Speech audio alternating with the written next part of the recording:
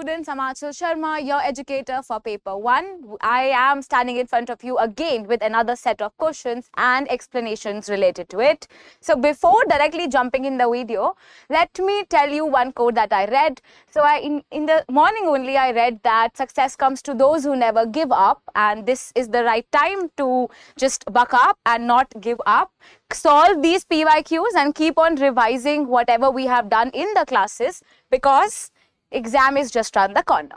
So now, without wasting time, this is the first question that I have for you. This is list 1 and this is list 2.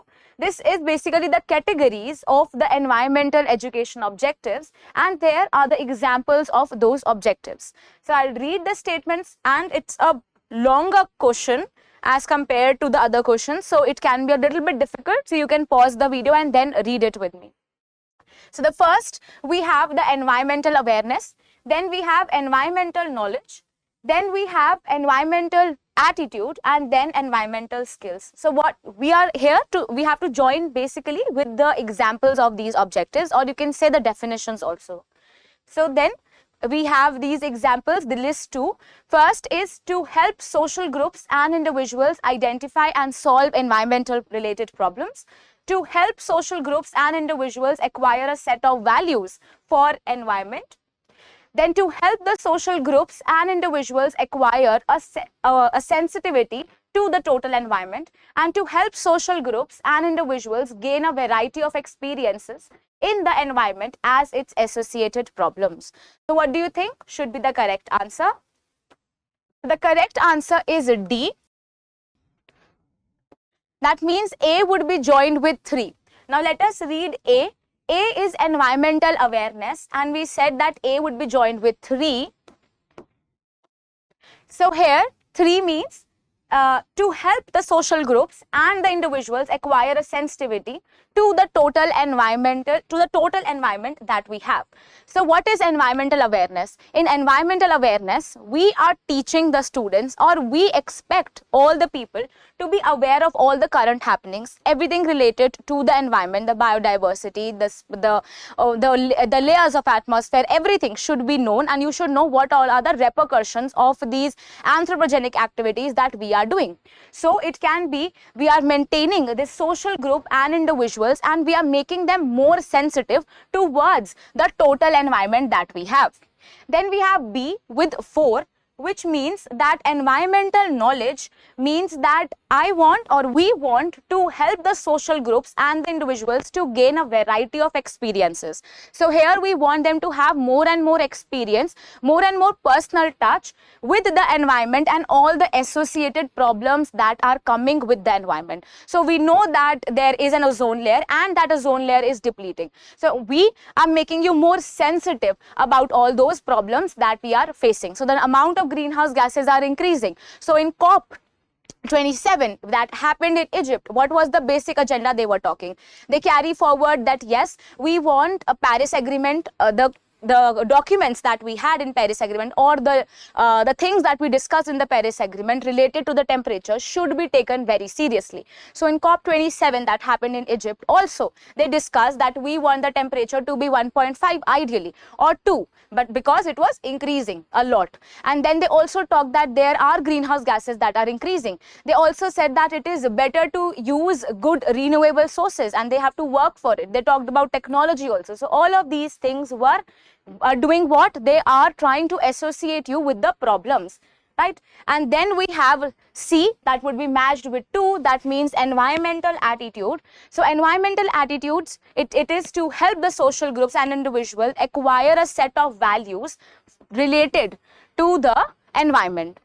So here you are gaining values. And the last we have D, that means environmental skill, that would be matched with the first column, that is to help the social groups and individuals identify and solve the environmental problems. Here we are making you solve the environmental problems. So what is environmental skill? Will give you skill, will give you aptitude at that level, so that you can solve all these environmental problems on your own, right? So I have a longish explanation for this. Let us read it together.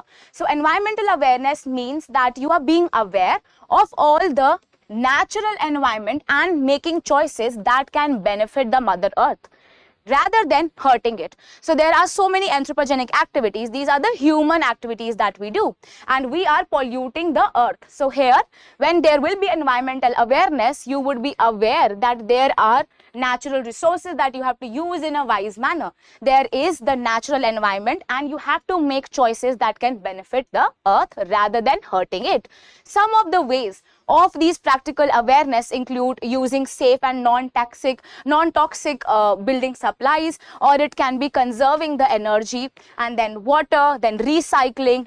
Other activities can also be included, right? So you have to use all those resources that are not toxic. You have to limit the emission of the greenhouse gases. You will be aware that yes, because of the multiple usage of all these resources, we are depleting the resources that are available to us. Not only non-renewable, but renewable resources are also being used at a greater length.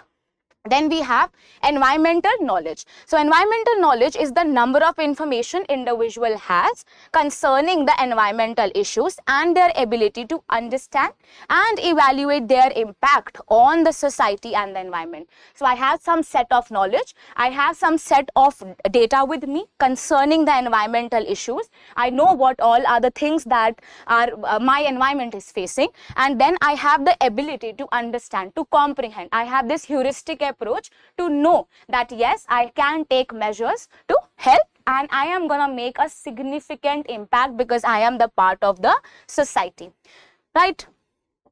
Then we have environmental attitudes. So environmental attitudes, it is a basically psychological tendency that is expressed by evaluative responses to the nature. So it is a responsibility. I hold a responsibility to safeguard the mother earth. This is my responsibility. This is my attitude. Then it is basically a psychological tendency that will help me express that there are natural environmental issues, and I can contribute to that. With some degree of favor or disfavor, I can help it. So environmental attitudes are the literal construct that you have. So you have knowledge, and then attitudes are constructed. Therefore, we cannot observe them directly. You cannot have an attitude directly. You are built. So the attitudes are built. So when you will have awareness, then there will be environmental attitudes. Then what is the skill? You have awareness now, then you have your attitudes, you know what you want to do, but how will you do it? That is with the set of skills. So environmental skills refer to the knowledge, the ability, the values, and the attitudes. So it is a part of attitudes in the general sense that is needed to live and develop and support the society that reduces the impact of the human activities on the environment, right? So we all know that first of all there will be environmental knowledge, environmental awareness, and after that there will be an attitude that is shaped. So we are shaped. An attitude towards an environment would be shaped, and then there would be a skill that we will acquire.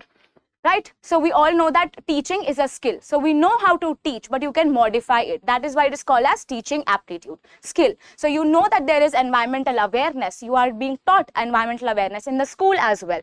You are given values related to that. This will shape your attitude, and then you learn skills to improve it. Then we have another question. This is assertion reason. I'll stand at this. Okay, so given below are these two statements. One is your assertion and the other is your reason. So assertion, mankind's interaction with the earth has led to a highly complex and diverse ecosystem, to an increasingly degraded environment. Then you have the reason, many of the changes taking place in the earth's environment are irreversible. So what do you think? Is the reason correct for the given assertion? Is the assertion correct? Is the reason correct? What would be the correct answer? So let me show you the answer. So the answer is A. That means both assertion and reason are true, and R is very much the correct explanation for A. Now let us revisit first of all the two statements that we have. The first is assertion. This is something that you have to prove. So first we'll read the assertion, think that is it correct or not, and then we'll move towards the reason. So assertion.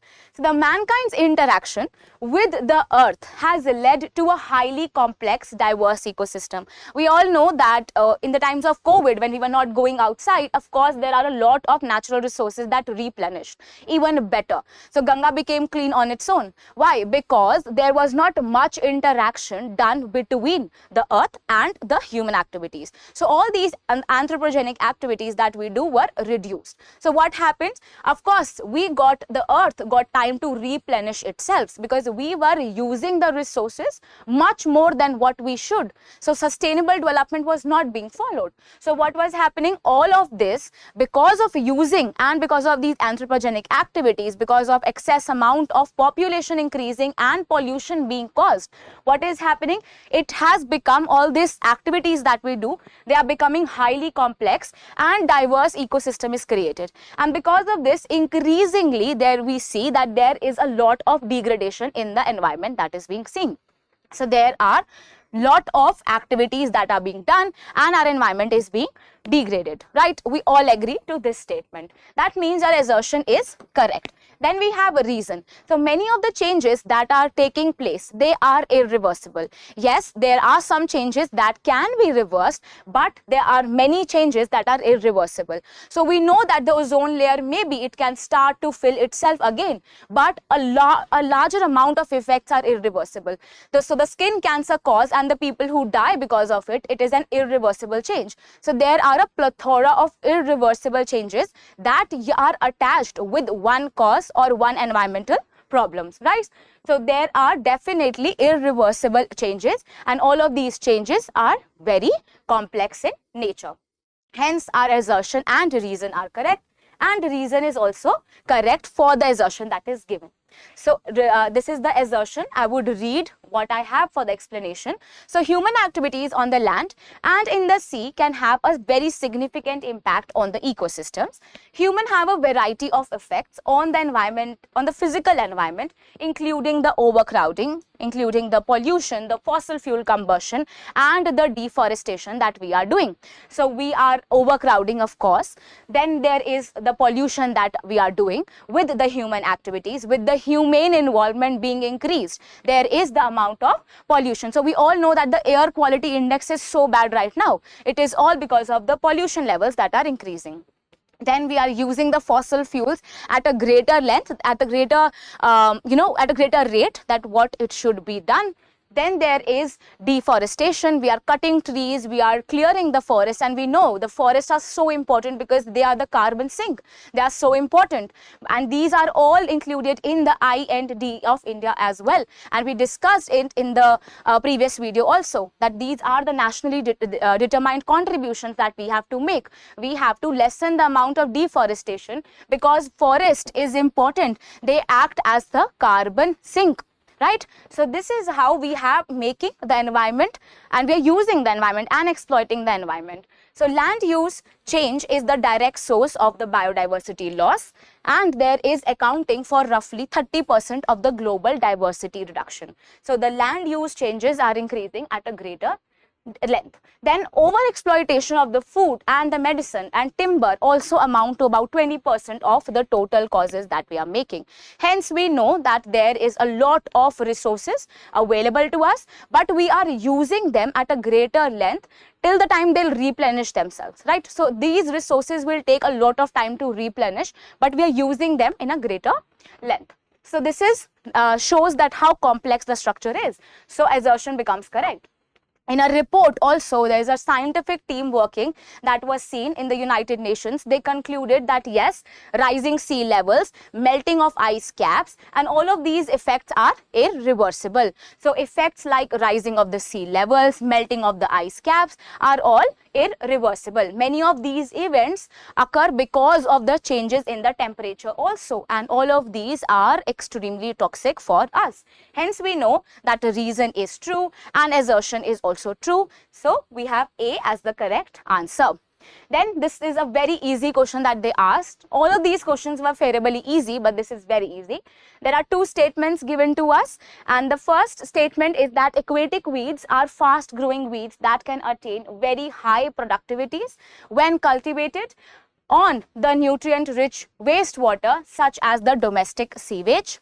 Then we have statement 2, that is the water hyacinth or the salivina or the duckweed are some of the examples of the aquatic weeds. So first of all, by reading these two statements, you should be clear that what all are the aquatic weeds. So these aquatic weeds are the unwanted plants that pop up in between because of the different environmental changes. So these aquatic weeds are the unwanted plants that grow near your corals or near the plants that are important, right? So let us see the right answer. So the right answer is that both the statements are true. And how? We'll be looking. So aquatic weeds are the unwanted and the undesirable vegetation that reproduce and grow in water. And because of this, why are weeds so toxic? Weeds are so toxic and dangerous because they are consuming all those resources that the plants have to use. Right? So they are using some extra resources. This will deteriorate the resources that the other plants have to use. Hence, they'll create a disbalance. So aquatic weeds are unwanted and undesirable vegetation that reproduce and grow in water. If left unchecked, they choke the water bodies, possessing a serious menace to our culture. They provide breeding grounds to and harbor to a lot of predatory insects. So we all know that these weeds are unwanted, and with these weeds comes other kinds of insects that will breed on it. This will create a problem. They limit the living spaces of the other fishes, and they use the dissolved oxygen that are present in the water. They reduce the water movements, thereby they limit the oxygen circulation in the water also, because they are also present and they'll use the oxygen. Hence the oxygen for the aquatic animals would also be reduced, and this can cause a lot of problem. Some weeds also release toxic gases that can cause fishes to die, and there is some addition of a foul and a pungent smell that they secrete in the water. So all of these things will conclude that yes, these aquatic weeds are unwanted plants that are reproducing near your coral or near your other flora and fauna that are available in the marine life, and they are using the oxygen that is dissolved in the water. They are creating disbalance in the nutrient content,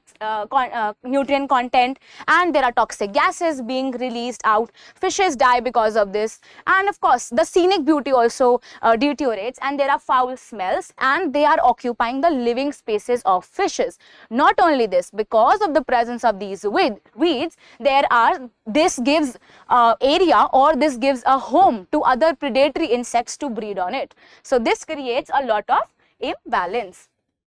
So there are many shallow and nutrient-rich ponds. There are domestic sewages, there are lakes, there are drainage ditches, and that can provide ideal conditions for the abundant aquatic growth, and they are hindering it. So the nutrient-rich water, like the nutrient sewage, contains excess amount of phosphorus and nitrogen that can cause these aquatic weeds and algae to bloom excessively. So what is happening? We all know that these low-rich ponds or some domestic sewages or these shallow water bodies or the lakes or the drainages have a larger amount of phosphorus, and when the larger amount of phosphorus is there, that means there is an imbalance in the nutrient level. Hence what will happen? There will be aquatic plants and weeds that would be growing there. So nutrient-rich water like the domestic sewage contains excess phosphorus and nitrogen. So we in the class also we discuss excess amount of phosphorus and excess amount of nitrogen is basically the cause of the different problems that we see in the aquatic life. All the disbalance are caused by these two elements. This can cause a lot of aquatic plants or the weeds that we are talking about and the algae bloom to happen. So because of it, a lot of problems can be seen. So eutrophication and all of these things are popping up because of the excess amount of phosphorus and nitrogen.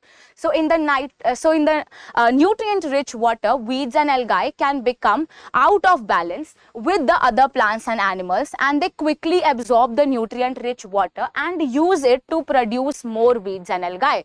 So in the water, because we know that there is so much phosphorus and there is so much nitrogen, hence there would be imbalance, these plants are excessively causing problem to the other animals and plants present, and they'll breed themselves faster also because of the presence and the balance and the imbalance of the nutrients that are there. Hence, what will happen? There will be excess amount of algae growth, and there will be excess amount of these aquatic weeds that will pop up because of the presence of phosphorus and nitrogen.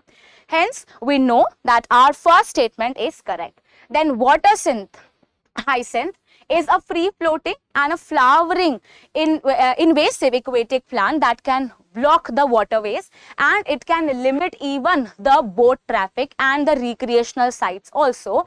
It can cause a lot of other problems to the aquatic life and the wildlife also. So we see that hyacinth is one kind of the aquatic weed that is seen.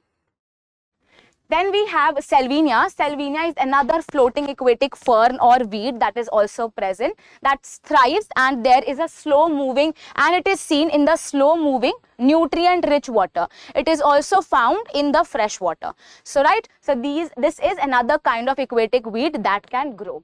Then we have duckweeds. These are the very tiny and free floating aquatic green weeds that are commonly found in the slow moving water bodies in the Atlantic regions also. So these are the three kinds of weeds, and we don't expect you to know all of that, but you should know at least the duckweeds, and the name also says that. So salvinia and the duckweeds are common also, so you should know these names. So if you know, then of course the question was very easy. These are basically the tiny floating weeds that can pop up in between. They can look beautiful. They can look that yes, the water is very beautiful, and on the outside it looks really recreational, but from the inside you know that there is a lot of disbalance. Excess amount of nutrients are present. Because of these nutrients like phosphorus and nitrogen, a lot of problems will go on to happen. So we know that both these statements, statement 1 and statement 2, are very much correct. Then we have another question: which of the following features are indicative of a negative social rather than physical aspects of environment? So here we are looking at the negative social rather than the physical aspects of environment. The first is the habitats in slum, conflict and clashes in groups. Then we have frustration and anxiety manifest in the groups. Then we have aggression and threats manifest in the collective behavior. So what would be the correct answer whenever we are talking? These are the indicators that you have to find for the negative social rather than the physical aspects of environment. So there are some social aspects also that can cause a lot of problem to the environment, and we are searching those aspects here. So the right answer is B and D. That means C is the right answer. B is your conflicts and clashes in the groups, and aggression and threats manifest in the collective behavior is also one cause that can cause a lot of problems to your social environment effects. So habitat in slums is not a negative effect. So there can be slum areas, but in a proper condition. You have to look for that. And then frustration and anxiety, they are more of a psychological dilemma, but they are not social problems. And there is aggression and threats that are manifested because of these collective behaviors. If you realize that if you're not working together, if you don't come up together and work towards environmental skills, environmental solution, then there would be no effect of anything that we are doing. So conference of parties that we are meeting again and again, there are so many countries coming up together, taking initiative. We know that there has to be a collective response. So if there is aggression and threats and there is no collective response, then nothing can happen and there would be a negative impact only. So hence we know that B and D became the right answer. Then this is, I believe, the last question that I have for today. Identify the correct sequence in the descending order, and you should read these type of questions carefully. Ascending, descending, how you have to arrange all these things should be clear to you, right? So descending order of the percentage of total water, of total world's water in the following locations, right? So we have atmosphere, we have river and streams, we have groundwater, lakes, ice caps and glaciers. So this is a very easy question. Let me read this question once again. Identify the correct sequence in descending order, you should know, of the percentages of the total world's water. Kahan pe you find the world's largest amount of water, and in the decreasing order you have to set it. So we have atmosphere, we have rivers and streams, we have groundwater, we have lakes. Lakes are basically of fresh water. This is also PYQ. You should know the difference between the fresh water and the water that are in the oceans, right? So there is a difference, and it is also, once they asked this in the statement wise question, and we solved it in the class, I believe, right? Then we have ice caps and the glaciers. So what would be the correct answer? I would directly show you the explanation. So we have world's water and we have the percentage level. So with just common sense also you can solve this question. First of all, we have all the oceans. This comprises of the largest amount of water, 96.54% of water. Then we have ice caps and glaciers. A lot of water is seen in the form of ice that can melt because of the increase in the temperature. This is also a very, a cause of concern. So this is 1.74% of water. Then we have some water in the lakes as well, that is 0.013. And then we have in the atmosphere, we have water. We know that it is 0.001, and we were aware about this thing at least. And then we have rivers and streams. So there is less amount of water, that is 0.0002, right? So we know that E, C, D, A and B, that means your D option becomes the right answer, right? So these were the few questions that I had for today's class, and I hope I made it clear. We also in the beginning discussed about COP27 that happened in Egypt, right? We discussed about environmental awareness, environmental knowledge, environmental skills and attitude, and you should know about all these things. So these were easy set of questions that I had, because these can also be termed as speed breakers, Why? Because these are very arbitrary, and you can think in a very different manner, and you can actually go in a wrong direction. So you have to be aware. Keep on reading a lot. With a lot of reading, you can solve questions like this. So you don't always need huge facts to solve the questions, just common sense and the presence of mind that you use in that stimulated time. You have only 3 hours to prove yourself, of course. So you have to use your brain and your logics properly so that you can solve questions like these. And of course, I'm sure that they'll definitely ask 1 or 2 questions like this. These are the questions that they expect you to do, right? So I hope you liked today's session, and I hope you are studying. If not, this is the right time to start studying, and I hope you are liking the classes and the efforts that we are taking. So keep smiling and keep attending my classes. Thank you so much.